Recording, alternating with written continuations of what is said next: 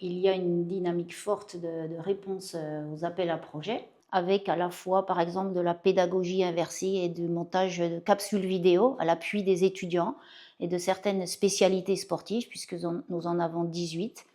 à la fois sur des projets, comme le précisera ma collègue Anne Canivet, qui vont venir replacer l'enseignant au centre de ses apprentissages, de sa manière d'être et de son rapport au mouvement, au corps, dans certains types de pédagogie et de l'inclusion de différents publics.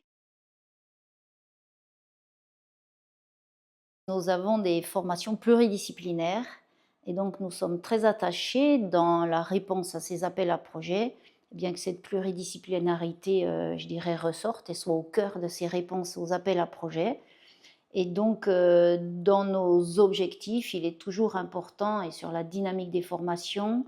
sur le bien-être au travail, sur le type de pédagogie, sur les infrastructures adaptées, et bien que ces appels à projets viennent renforcer nos méthodes et la qualité du travail effectué. Donc les différents appels à projets qui ont été lauréats bien, font vraiment ressortir ces objectifs. Il est à la fois très difficile de les classer et ce n'est surtout pas le but parce que je pense que chaque projet a eu à la fois son originalité, ses forces. Parfois on peut repérer ses faiblesses, mais c'est quand on les met, je dirais, à l'œuvre que l'on peut repérer ce qu'on pourrait améliorer. Je vais laisser la parole pour que Anne Canivet décrive plus précisément le projet PERCA, son originalité, ses objectifs principaux et les retours qu'elle en a eus. Merci. Alors effectivement, le projet PERCA, c'est son appellation posture de l'enseignant et rapport au corps de l'autre. C'est-à-dire permettre à nos étudiants qui sont jeunes, qui sont volontaires, qui sont souvent très humains parce qu'ils s'engagent dans une voie professionnelle qui va les amener à être auprès des personnes avec des besoins particuliers, comment en fait je peux aussi percevoir ce qui réagit dans mon mouvement chez l'autre et comment je peux l'accompagner tout en lui gardant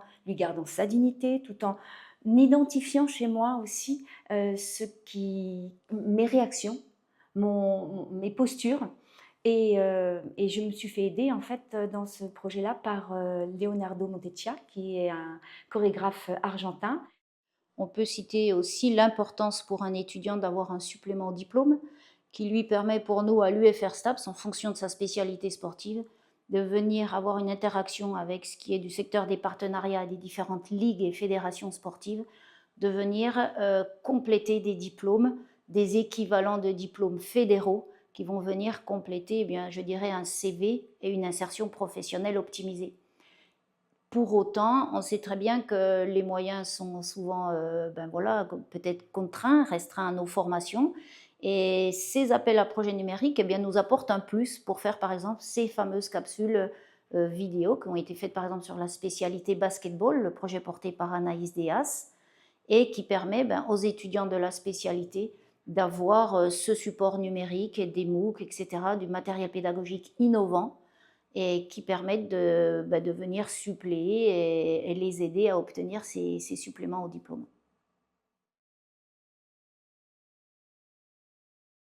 Le projet a été expérimenté avec 2 groupes, spontanément, dans le cadre d'heures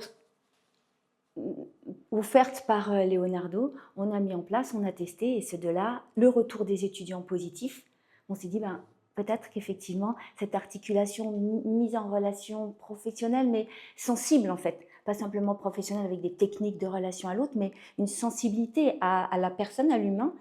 La réponse a été positive, on s'en doutait un petit peu, donc on a fait cet appel à projet pour le voir grossir et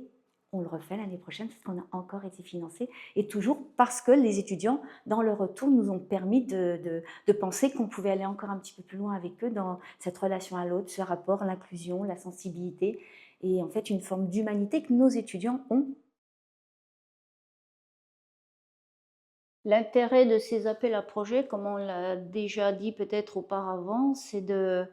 vraiment venir, je dirais, dans notre année universitaire et son déroulement souvent un peu sous tension quand même, il faut le dire, des calendriers chargés, de venir amener, je dirais, un peu une dynamique particulière, une dynamique, un virage dans certains départements,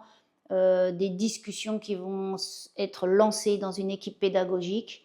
Et on a été surpris eh bien, de l'engouement de certains enseignants qui peut-être méconnaissaient ces appels à projets. Et je suis vraiment, je dirais, ravie, voire fière des enseignants de l'UFR STAPS parce que depuis quelques années, on a vraiment des réponses spontanées et je n'ai pas besoin d'aller chercher les enseignants pour répondre à ces appels à projets, pour être très clair. Et donc, il y a cette dynamique qui est créée et qui, je pense, va se poursuivre et voire même s'amplifier.